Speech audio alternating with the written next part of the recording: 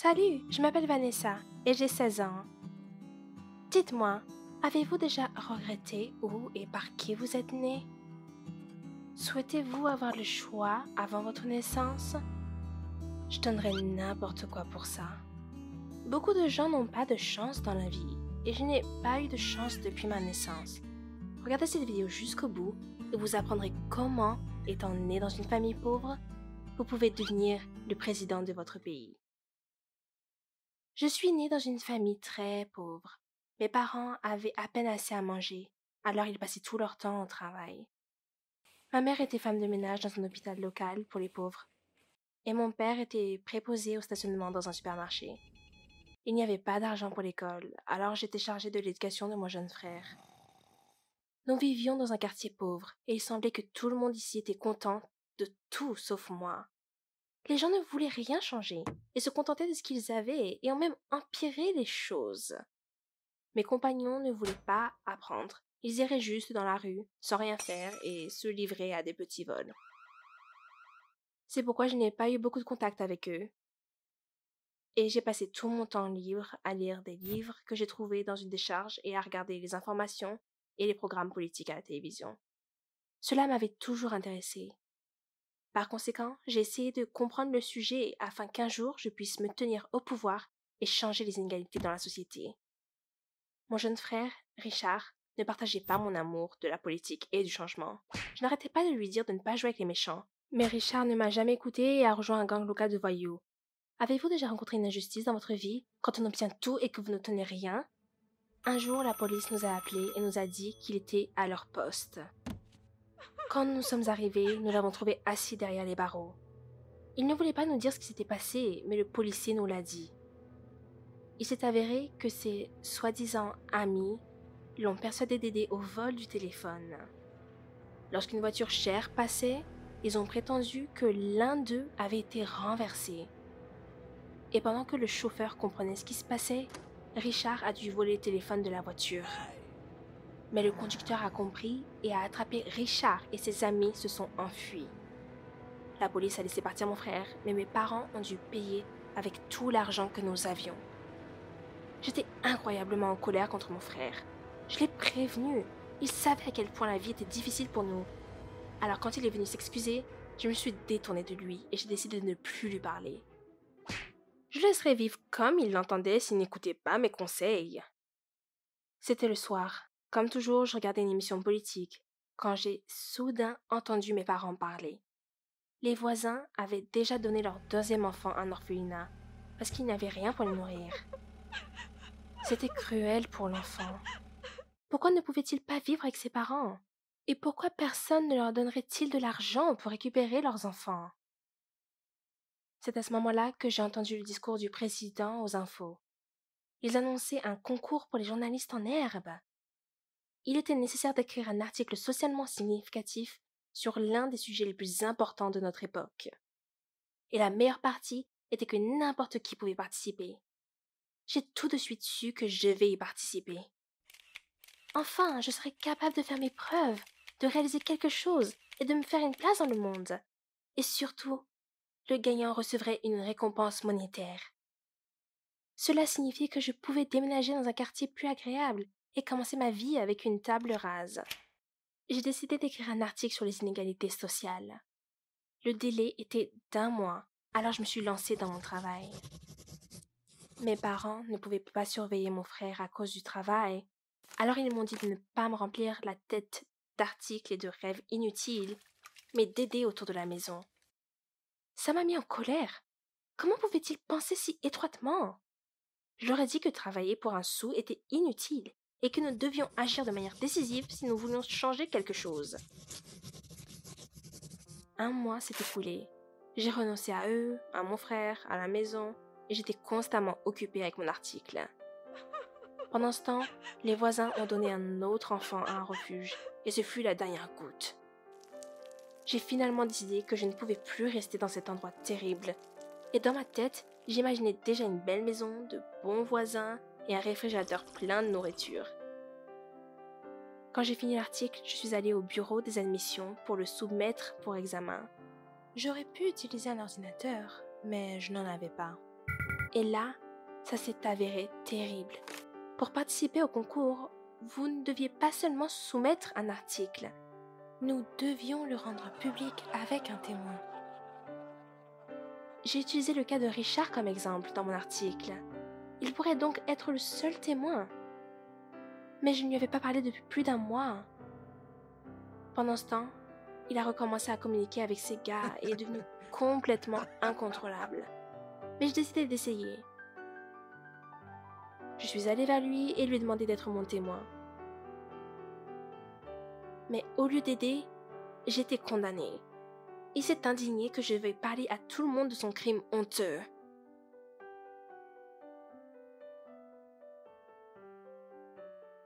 Mais c'était de sa faute, non? Qu'est-ce que ça changerait si ça le gênait ou non, si cela m'aidait? Lorsqu'il a entendu cela, il s'est offusqué et s'est enfui de chez lui. Avez-vous déjà utilisé vos proches à vos propres fins? Je le cherchais depuis des jours, mais en vain. Désespérée, j'ai décidé de demander de l'aide à la police. Et quand j'y suis arrivée, j'ai vu une image terrible. Mon frère était de retour en prison. Mais cette fois, il était meurtri et couvert de sang. Terrifiée, j'ai attrapé les barreaux et demandé ce qui s'était passé. Mais il s'est assis dans un coin et n'a rien dit. Ensuite, l'officier de police a déclaré que Richard avait essayé de voler de l'équipement dans un magasin. Mais les gardes l'ont attrapé et battu. J'ai supplié le capitaine de laisser sortir mon frère.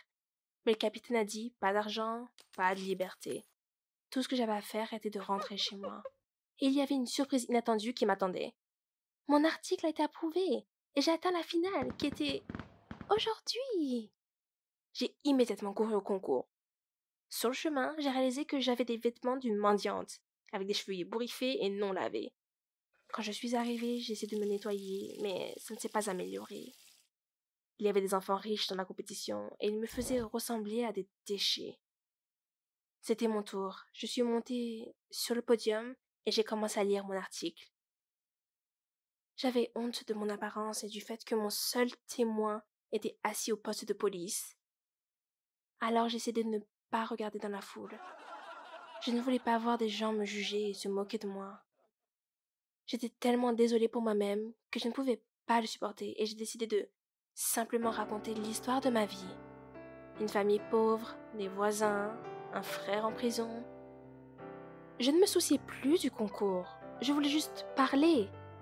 Après avoir terminé l'histoire, le public s'est levé et a commencé à m'applaudir pendant un long moment.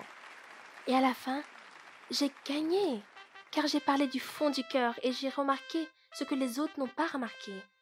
Après tout, contrairement aux autres, je connaissais très bien les inégalités sociales, donc le sujet était très proche de moi.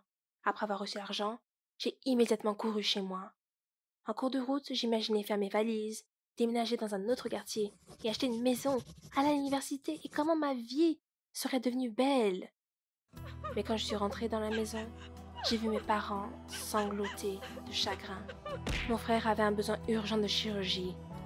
Pendant le passage à tabac, il a reçu une commotion cérébrale et du sang a atteint le cerveau. Mais nous avons déjà dépensé tout l'argent pour le faire sortir la première fois. Donc la seule issue était de quitter l'appartement, vivre dans la rue et d'utiliser l'argent du loyer pour l'opération. À ce moment, j'ai réalisé comment pourrais-je changer le monde entier si je ne pouvais pas faire face aux problèmes de ma famille et de mon quartier.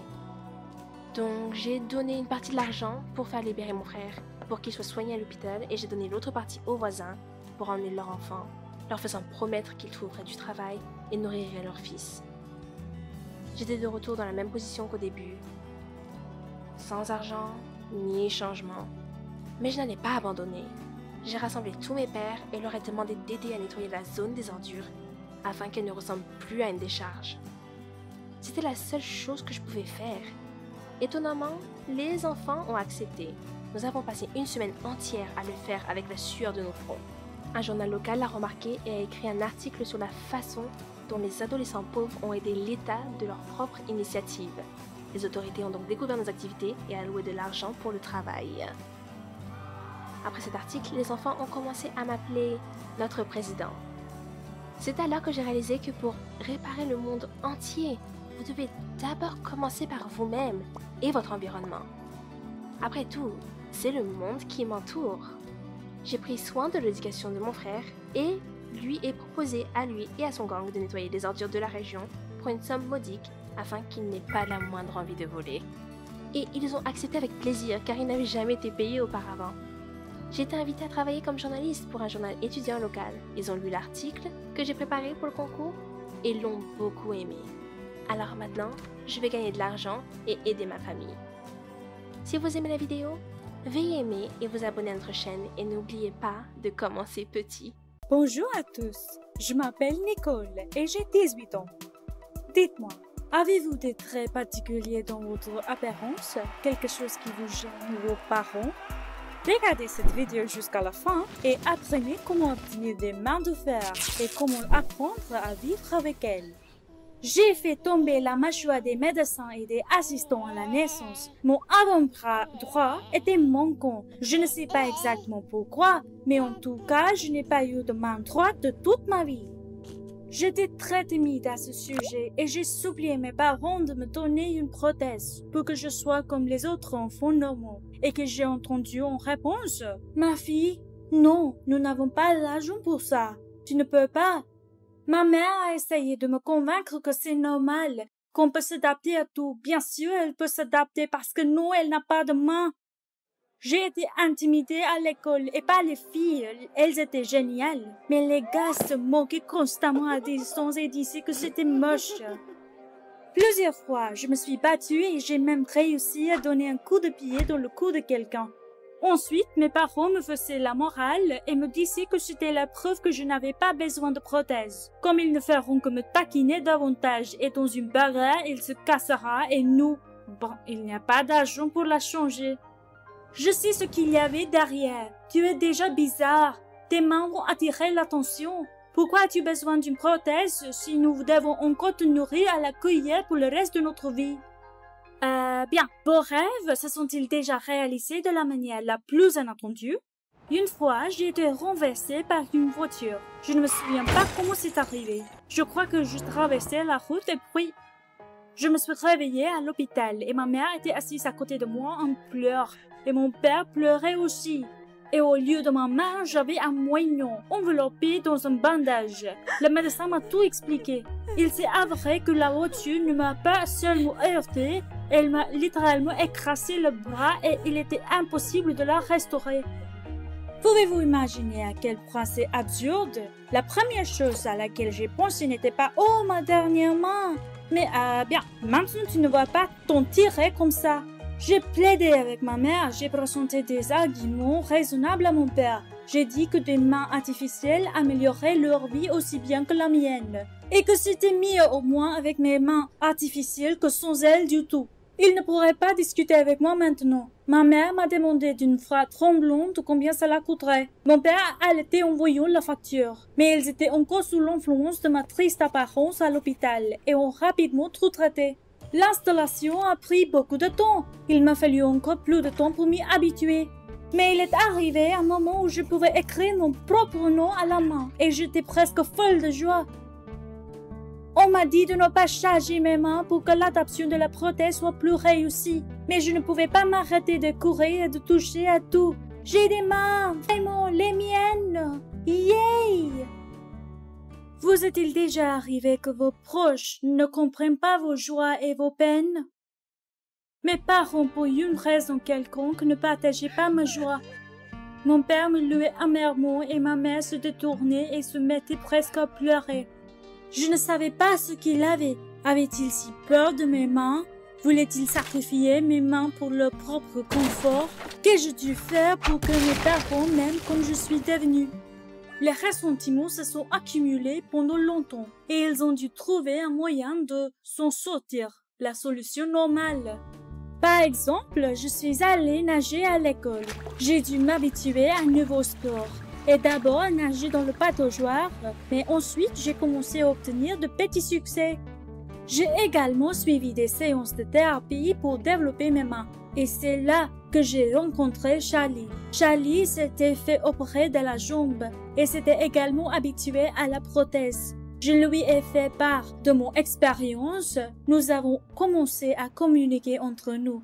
Et plus tard, nous avons réalisé que nous nous aimons bien. Et les parents, enfin les parents, ils ne m'ont pas du tout compris. Papa me traitait comme une petite fille. Il essayait de me nourrir avec une cuillère, ne me faisait même pas confiance pour porter une tasse dans la pièce, comme si je n'avais pas de main au lieu de 2 mains en fer. Ma mère est devenue apathique. J'ai pensé, ok, tu ne veux pas croire en moi. Je vais t'obliger. La natation se passait bien. Et si je pouvais entrer dans la compétition, alors il laisserait tomber l'acte. J'ai vraiment commencé à me former davantage. Et oui, j'ai déjà obtenu de grands résultats en 2 mois. J'ai été invitée aux compétitions paralympiques pour les jeunes. La toute première a eu lieu sur une piscine flambant neuve. J'ai cherché dans la foule les yeux de mes amis et de ma famille. Charlie et sa mère sont venus et papa est venu. Seulement ma mère n'était pas là. Ça m'a frappé dans le ventre. Ma vision s'est brouillée. Mes jambes ont cédé et j'ai failli tomber. J'ai eu une bonne piste et j'ai pu me mettre en place pour gagner. Mais je n'avais qu'une seule pensée en tête. Elle ne veut pas me voir, même maintenant, même quand je vais chercher une médaille. Je n'ai pas perdu, même si j'étais très déprimée. Nous sommes tous allés au café ensemble. Mais quand nous étions seuls avec Charlie, il m'a dit quelque chose qui m'a fait sursauter et qui a failli me tuer sur le coup.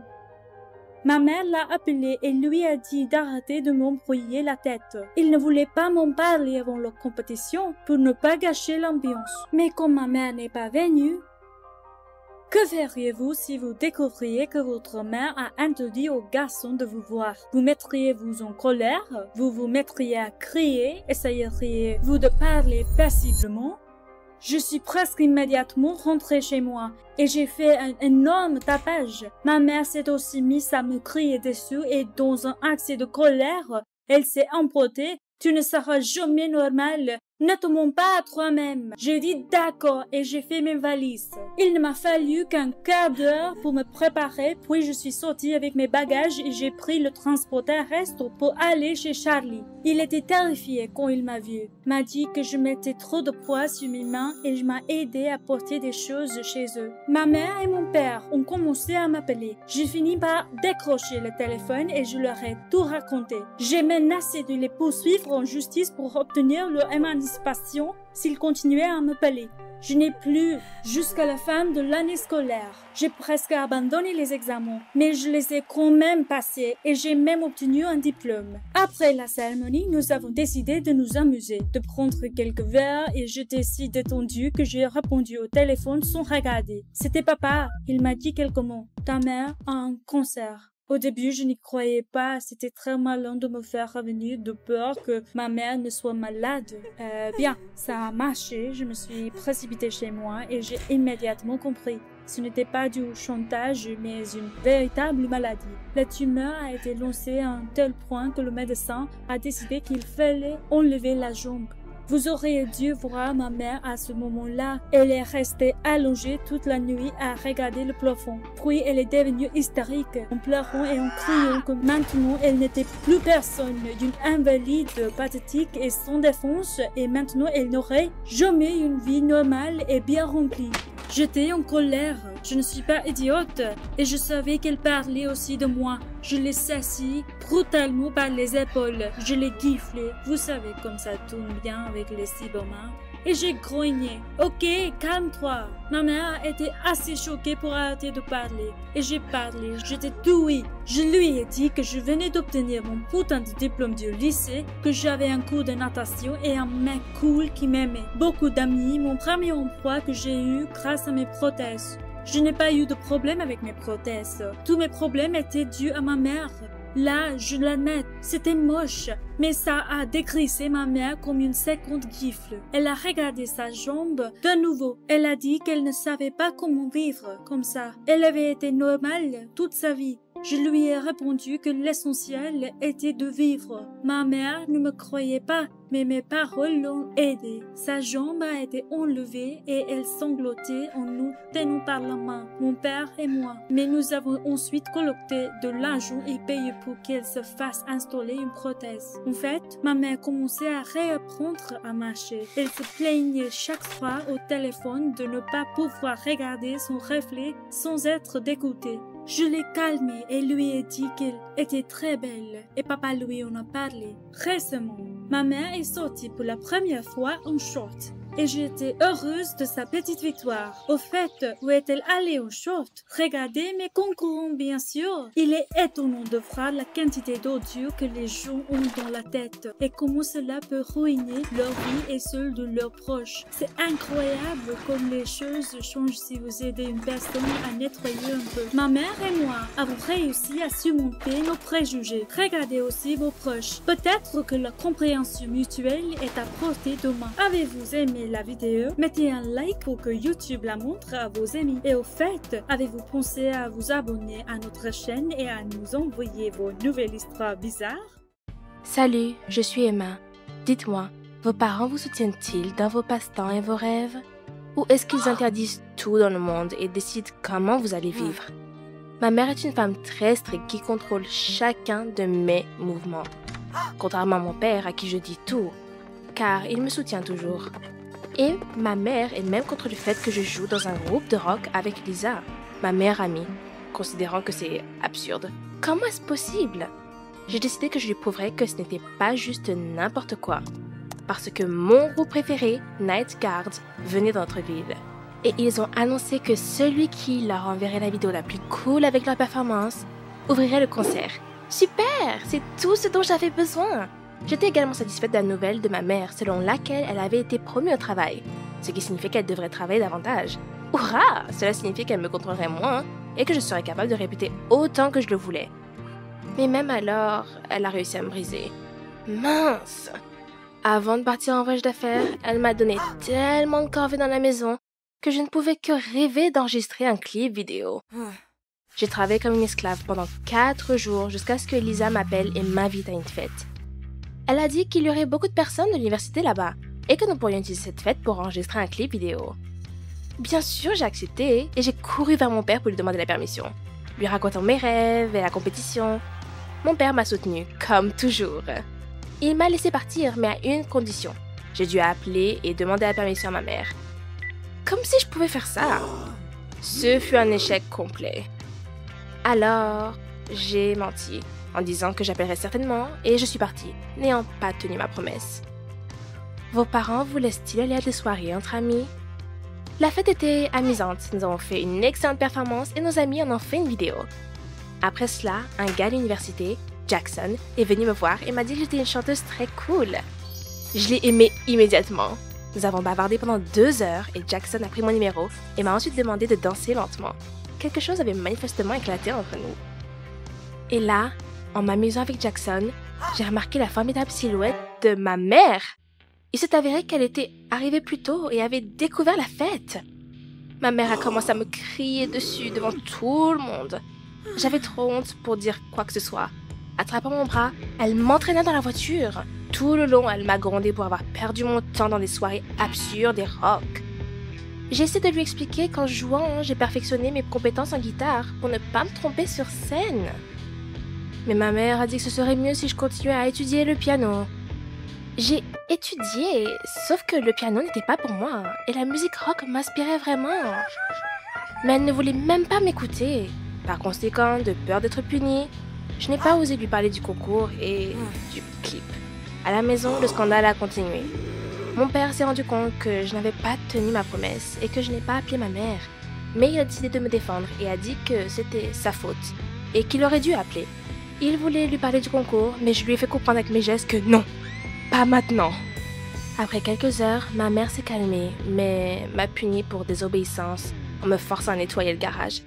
Et c'était tellement sale que j'aurais pu passer toute ma vie à le nettoyer. Je suis allée dans ma chambre en silence, ne comprenant pas pourquoi j'étais punie.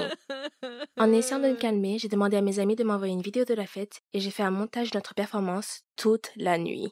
Le lendemain, Lisa et moi avons envoyé notre vidéo au Night Guard.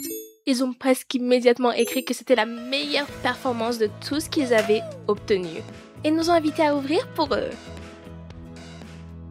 Heureuse, j'ai couru pour en parler à mes parents. Après tout, voyant mes réalisations, ma mère ne me jugerait pas et me soutiendrait. Après avoir regardé le clip et après la victoire de la compétition, mon père m'a serré dans ses bras et m'a félicité, disant qu'il avait toujours cru en moi. Ma mère, bien que retenu, m'a également félicité. J'ai donc demandé en toute sécurité à mes parents de me laisser faire l'ouverture pour le groupe. Ma mère, comme toujours, a tout gâché. Elle a dit qu'elle avait beaucoup de travail à faire et que mon père avait déjà appelé un réparateur pour faire le toit ce jour-là. Ils étaient donc occupés et ne pouvaient pas venir avec moi. Et s'ils ne pouvaient pas y aller, je n'irais pas seule dans un endroit comme ça, car je n'avais que 16 ans. Mon père a essayé de m'aider, a dit qu'il pouvait reporter la réparation, mais elle a tenu bon. À ce stade, ma patience est épuisée et j'ai crié après ma mère pour la première fois, l'accusant de me haïr et ma passion pour le rock. J'ai couru dans la pièce sans prêter attention aux paroles de mes parents. Dans la matinée, j'ai reçu un appel de Jackson, me demandant d'aller voir un film. J'ai accepté, mais j'ai regardé en arrière et j'ai réalisé qu'il y avait encore beaucoup de travail à faire dans le garage.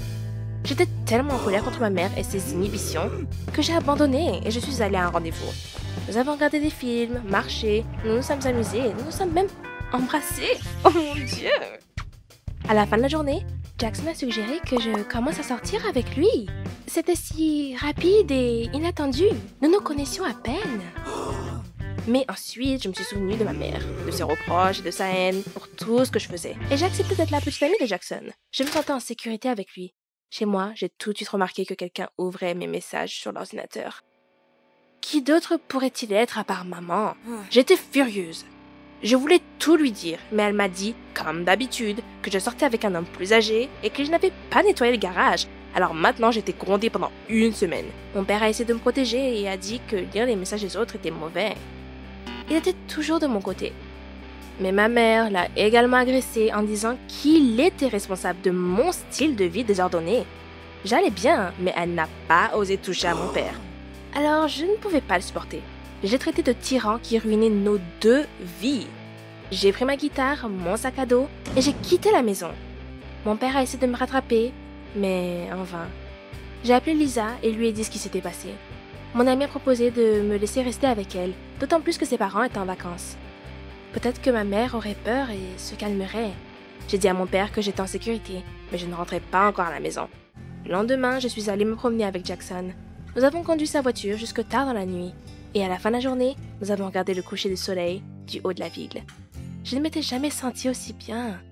Mais apparemment, tous ces mouvements n'étaient pas mon truc. Et quand nous sommes redescendus, j'ai eu la nausée et j'ai vomi dans la voiture de Jackson. Et au lieu de m'aider, il a commencé à jurer. A dit que c'était la voiture de ses parents, donc il ne pouvait pas me ramener à la maison. Mais il allait aller au lave-auto. J'ai dû marcher jusqu'à chez Lisa. Je me sentais si mal et triste que Jackson m'ait fait ça. Peut-être que je ne devrais pas être ainsi avec mes parents. Non, c'était la faute de ma mère. Avec ses interdictions et ses règles stupides, elle m'a conduit dans une impasse. Quand je suis allée voir Lisa, elle a dit que mes parents l'avaient appelée. J'étais bouleversée, mais la nausée n'a pas disparu. Alors j'ai appelé mon père, je lui ai tout raconté et j'ai demandé de l'aide. Il m'a réconfortée et m'a dit qu'il reviendrait bientôt. Cependant, il n'est pas venu seul, mais avec ma mère.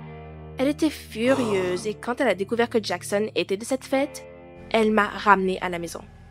À la maison, j'ai recommencé à me sentir malade. Mon père a commencé à m'aider et ma mère a pris la guitare et l'a enfermée dans le placard, disant que maintenant, je n'étudierais que le piano, pas le rock. Mon père a dit qu'elle allait trop loin avec ses punitions. Ils ont commencé à se disputer et à s'accuser mutuellement de mauvaise parentalité. Bien sûr, je me suis rangée du côté de mon père, car il soutenait mes rêves. Contrairement à ma mère, elle était un vrai tyran. Ma mère a dit que je n'allais rien faire de sérieux dans la musique, et que ces soirées n'étaient qu'une excuse pour ma paresse. Je ne pouvais pas le supporter, et j'ai rappelé à ma mère qu'elle était juste jalouse de moi. Parce qu'elle travaillait comme une acharnée sans vie personnelle et sans rêve, contrairement à moi. Si c'était pour ça qu'elle me détestait, alors elle aurait dû me laisser à l'hôpital. Alors pourquoi ruiner nos 2 vies? Ma mère s'est mise à pleurer et s'est enfuie de la pièce. J'étais contente d'avoir gagné. Mais ensuite, j'ai remarqué le regard sévère de mon père. Il m'a dit qu'elle travaillait si dur et avait pris une promotion juste pour économiser pour l'université que je voulais. J'étais choquée. C'était tellement cher et ma mère a dit l'année dernière qu'il ne pouvait pas se permettre des frais de scolarité aussi coûteux. Mon père m'a envoyé dans ma chambre et m'a dit qu'il était déçu de mon comportement. La nuit, Jackson a appelé et a demandé de l'argent pour nettoyer la voiture et Lisa a dit que ma mère était responsable de tout. J'ai commencé à pleurer et j'ai réalisé que j'étais confuse. Je me suis levée tôt, j'ai préparé le petit déjeuner et j'ai nettoyé la maison. J'ai mis Jackson sur la liste noire et j'ai demandé à Lisa de ne pas juger ma mère. Voyant l'état brisé de ma mère, j'ai suggéré à mes parents de prendre des vacances et d'aller se reposer ensemble. Elle m'a serré dans ses bras, s'excusait d'être trop stricte et a accepté de m'emmener au spectacle. J'ai promis qu'à l'avenir, je serai plus raisonnable et que j'irai à l'université de mes rêves. Abonnez-vous à la chaîne pour ne pas manquer de nouvelles histoires. Salut, je suis Roxy et j'ai 14 ans. Avez-vous déjà rêvé de faire quelque chose d'héroïque? Et si, dans la poursuite de l'honneur et de la reconnaissance publique, vous écrasez une personne vivante dans une voiture? Regardez la vidéo jusqu'à la fin et vous apprendrez comment j'ai presque ruiné ma vie et la carrière policière de mon frère parce que je voulais me montrer au grand jour. Je vis avec mes parents et j'ai un frère aîné, Sherwood. C'est un flic.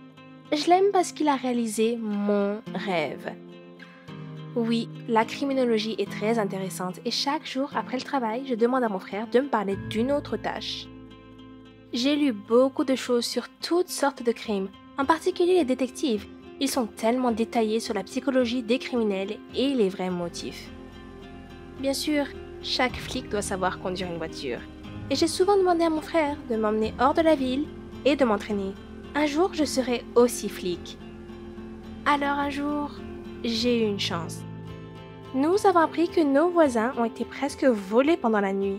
Mais l'alarme s'est déclenchée et le voleur s'est échappé de la scène de crime. Immédiatement, j'ai eu la brillante idée de mener une surveillance secrète de leur maison. Pourquoi? D'abord, le voleur tenterait à coup sûr de faire une deuxième tentative de vol, parce qu'il n'avait pas fini ce qu'il avait commencé, et maintenant, c'était une sorte d'excitation et une question d'honneur pour lui. Et deuxièmement, mon frère apprécierait mon courage et ma débrouillardise et m'emmènerait en aventure en récompense. Et un jour, il soutiendrait mon choix de carrière. Avez-vous déjà pris un risque au nom d'une noble cause? Partagez-le dans les commentaires. J'ai attendu que les voisins partent travailler et se soient dirigés vers leur cour. Oh, si seulement ils savaient combien je risquais. Au fait, de les aider, je me suis cachée dans les buissons près de la fenêtre le plus près possible de la maison. Mais après quelques heures, je m'ennuyais, franchement. Comme c'était dur pour nos policiers qui étaient en embuscade toute la journée. Pas des heures. Au début, je rêvais de devenir une héroïne et d'attraper un criminel. Les chefs de police me remettraient un certificat d'honneur et peut-être même une médaille pour ma bravoure. Alors je suis juste restée coincée sur mon smartphone. J'étais tellement absorbée que je n'ai même pas remarqué un personnage suspect à la porte de la maison.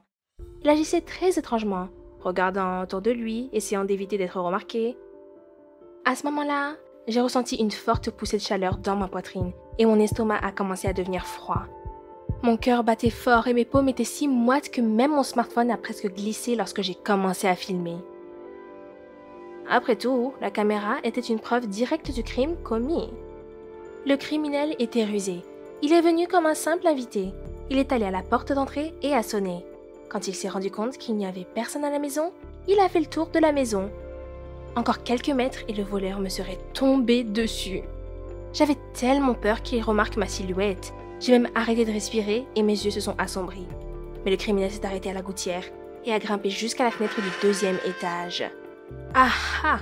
Maintenant, voilà comment il comptait entrer. Je ne pouvais plus attendre et j'ai composé le numéro de la police. Mais avant de pouvoir appuyer sur le bouton d'appel, le voleur est tombé du tuyau et est tombé à 1 mètre de moi. Puis l'alarme s'est déclenchée et ce type criait et criait à côté de moi, des hurlements. Mais heureusement, je me suis rapidement repérée. J'ai couru hors de ma cachette et j'ai couru vers la victime. Il se tordait de douleur, criait, demandait une ambulance. L'alarme sonnait si fort que, en 1 minute, mon frère était à côté de moi. Sherwood a rapidement contacté la station et a dit qu'il amènerait personnellement le pauvre homme à la station. Bien sûr, je l'ai supplié de m'emmener avec lui, car c'est moi qui ai attrapé le criminel et qui avait des preuves vidéo. D'ailleurs, J'étais le seul témoin principal de l'affaire, et il ne pourrait pas la résoudre sans moi. Il ne pouvait pas lutter contre de tels arguments, et après 10 minutes, nous conduisions tous les trois dans la voiture. En chemin, mon frère a demandé au criminel quel était son nom et pourquoi il avait fait tout cela en plein jour. La réponse que j'ai reçue a été un choc. Il s'est avéré que ce Charlie n'était pas un criminel, mais l'ex-petite amie de notre voisine. C'était la deuxième fois qu'il tentait de laisser un message d'amour sur sa fenêtre, implorant pardon. Il n'avait aucune intention de voler quoi que ce soit et n'avait peur que d'être vu par son père. Je ne pensais même pas qu'il pourrait être confondu avec un voleur ou détenu pour hooliganisme. Pouvez-vous imaginer? Charlie n'était pas un voleur, mais un simple raté. Et à cause de ce raté, j'allais être la risée. Et je n'étais pas une héroïne pour mon frère ou tout le service de police. Le criminel triste a été laissé dans le département jusqu'à ce que les circonstances soient clarifiées et Sherwood et moi sommes rentrés chez nous. J'étais sur le point de me plaindre lorsque la radio a annoncé qu'il y avait une bagarre avec un trafiquant de drogue dans la rue voisine et que tous ceux qui étaient dans le secteur étaient priés d'arriver rapidement sur les lieux. Mon frère a sauté de la voiture et m'a sévèrement dit de ne pas bouger jusqu'à son retour. Mais bien sûr, j'étais pleine de curiosité. Une situation grave se déroulait de très près. Le véritable criminel pourrait s'enfuir et faire profil bas quelque part, et il n'en était pas question. Oui, je ne serais peut-être pas d'une grande aide, mais je pourrais me souvenir où il allait. Juste un simple coup d'œil. Si vous savez que vous devez agir en ce moment et qu'il vous est interdit de faire quoi que ce soit, que feriez-vous? Partagez-le dans les commentaires. Je voulais voir comment Sherwood neutraliserait le criminel, d'autant plus que tout se passait au coin de la rue. J'ai démarré la voiture et j'ai roulé quelques mètres dans le coin. Mais il n'y avait personne en vue. Un instant plus tard, mon frère est apparu directement devant la voiture. J'étais si proche de lui qu'ils m'ont presque remarqué. Une sensation de grande frayeur me traversa la tête. Je devais revenir au coin de la rue et garder la tête baissée. Mais apparemment, l'adrénaline a complètement inondé mon cerveau. Et au lieu de la marche arrière, je me suis tournée vers l'avant et j'ai mis les gaz. À ce moment même, un homme a couru devant moi. Je l'ai heurté et il a roulé la tête sur les talons sur le pare-choc de la voiture et est tombé quelques mètres plus loin. J'ai fermé les yeux.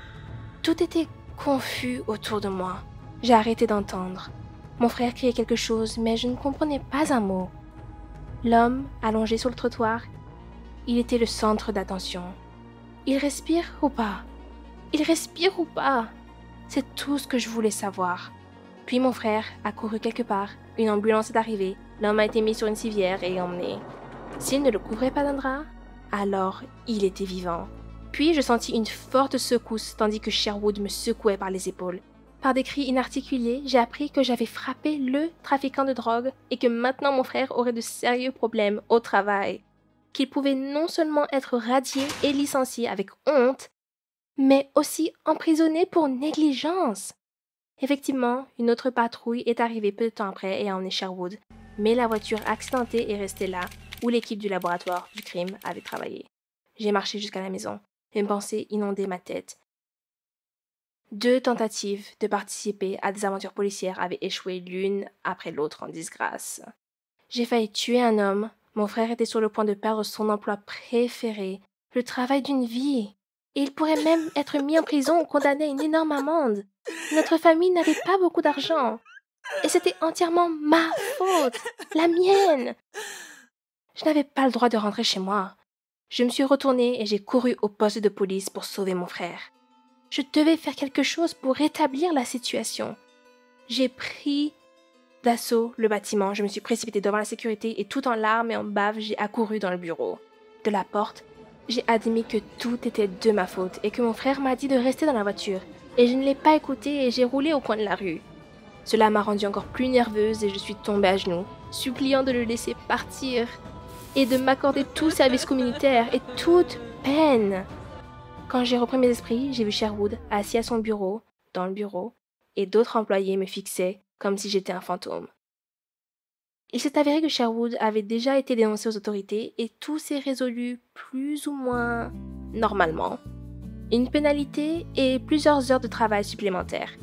Quel bonheur c'était! Pendant que j'essuyais mes larmes, ses collègues sont venus vers moi et ont commencé à m'encourager. Et mon frère a dit en plaisantant que j'avais encore besoin d'être rééduquée. J'étais d'accord. Ma curiosité et ma stupidité auraient pu se terminer tragiquement 2 fois. Et si un vrai voleur faisait irruption dans le quartier et me remarquait? Et si un trafiquant de drogue mourait sous mes roues? Tout simplement horrible. Comment pourrais-je vivre? Après tout ça, j'ai beaucoup réfléchi et je ne sais pas si je veux être policière à l'avenir et me mettre en danger comme ça tous les jours.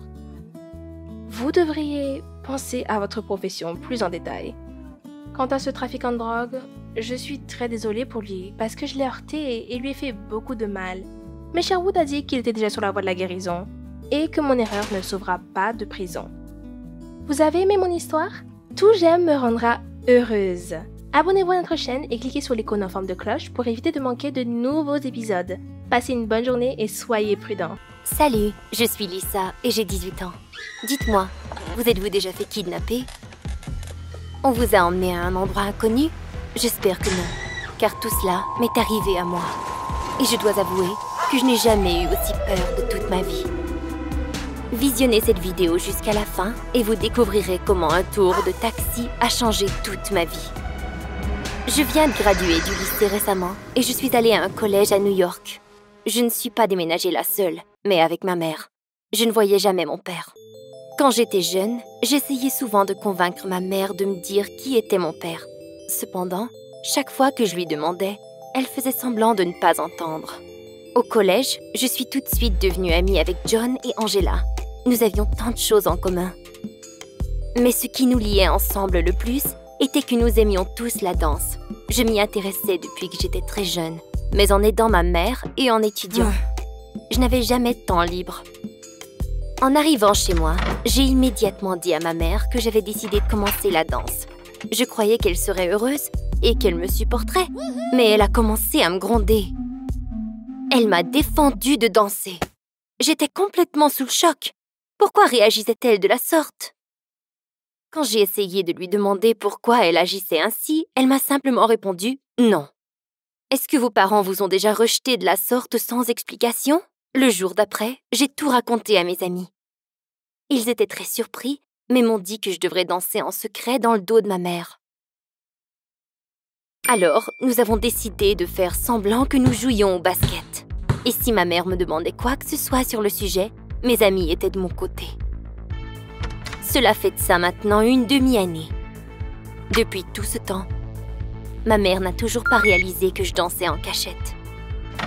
John et Angela me protégeaient à toutes les fois que ma mère me posait une question concernant le basket.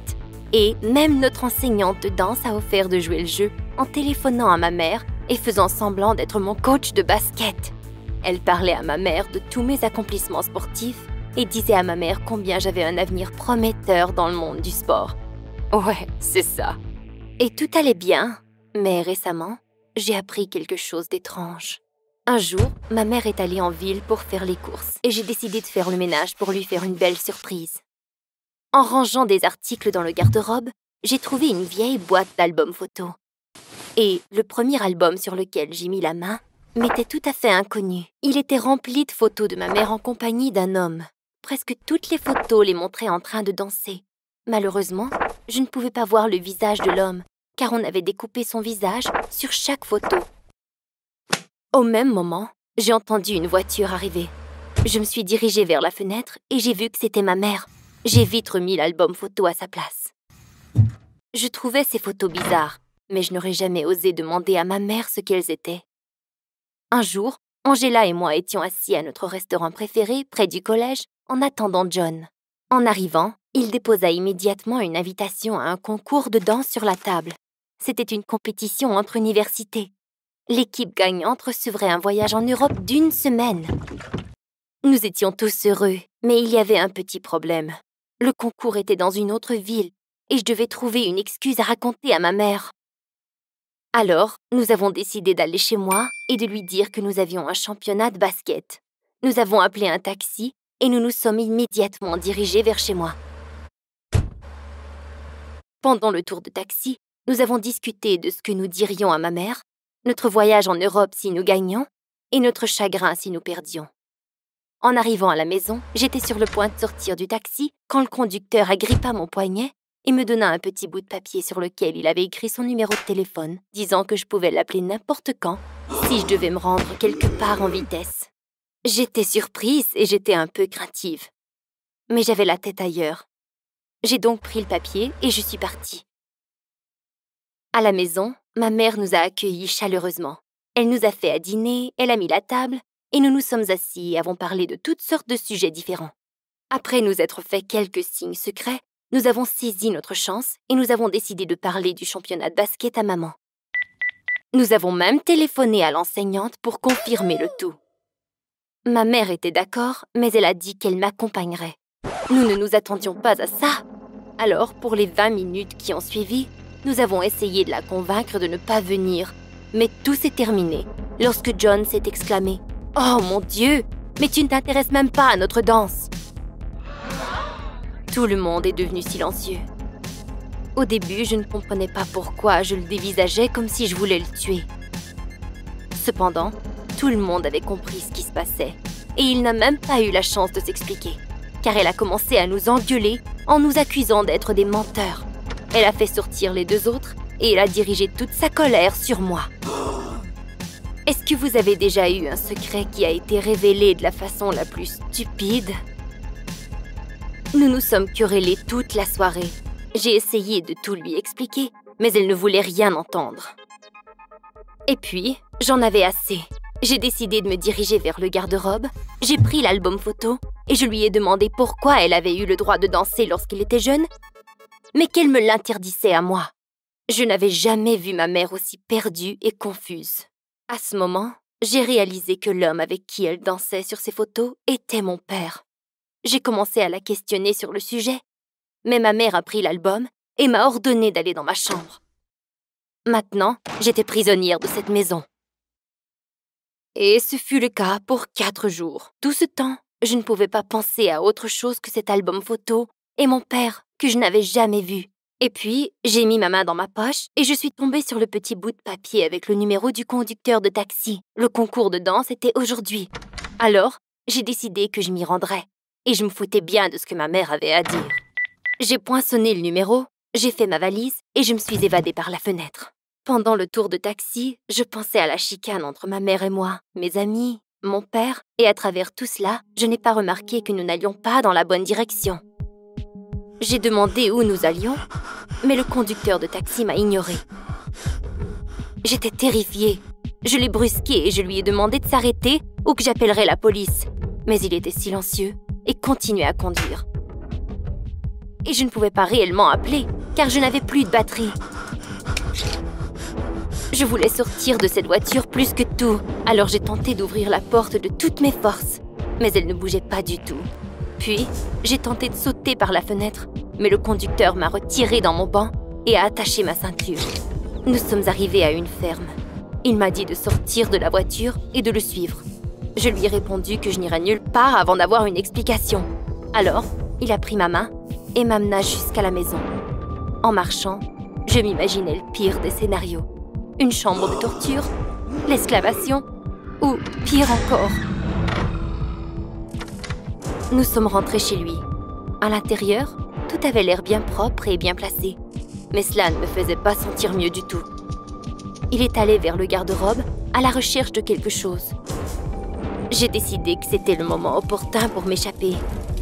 Et j'essayais déjà de mettre la main sur un objet dont je pourrais me servir pour le heurter dans le but de me sauver. Mais tout à coup, j'ai entendu la voix d'une femme. C'était une femme avec un enfant dans ses bras. Elle commença à lui crier des bêtises, lui demandant où il était et pourquoi il n'avait pas répondu à son téléphone. Ils ont commencé à se disputer entre eux. J'étais totalement sous le choc de la situation. Mais je me suis dit que peut-être il ne remarquerait pas si je filais en douce. Cependant, au même moment où je m'apprêtais à filer, il a pris ma main et annonça à toute la maisonnée que j'étais sa fille. Et il me montra l'album photo. C'était la même photo que celle de l'album de ma mère. Seulement, cette fois-ci, plutôt qu'une photo coupée au visage de l'homme, on pouvait distinguer le visage du conducteur de taxi, mon père. J'étais complètement figée sur place. J'avais tant de questions, mais je ne savais pas par où commencer. Mon père s'est assis pour tout me dire. Il s'avérait qu'il avait rencontré ma mère à une compétition de danse quand ils étaient très jeunes. Les deux adoraient la danse plus que tout et ils sont tombés en amour sur le coup. Ils ont passé toute une semaine ensemble. Cependant, ils ont dû se quitter pour retourner dans leur propre ville natale. Il ne savait même pas qu'elle était enceinte de son enfant.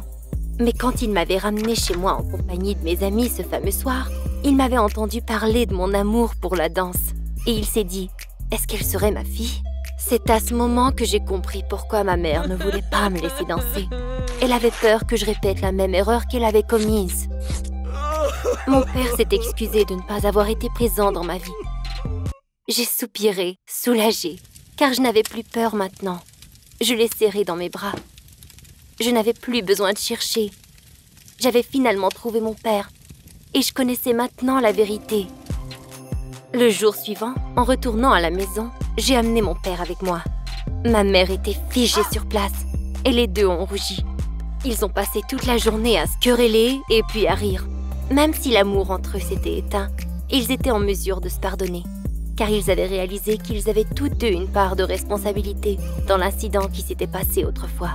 Évidemment, ma mère m'a bien grondée pour m'être sauvée de la maison et pour être entrée dans la voiture d'un étranger.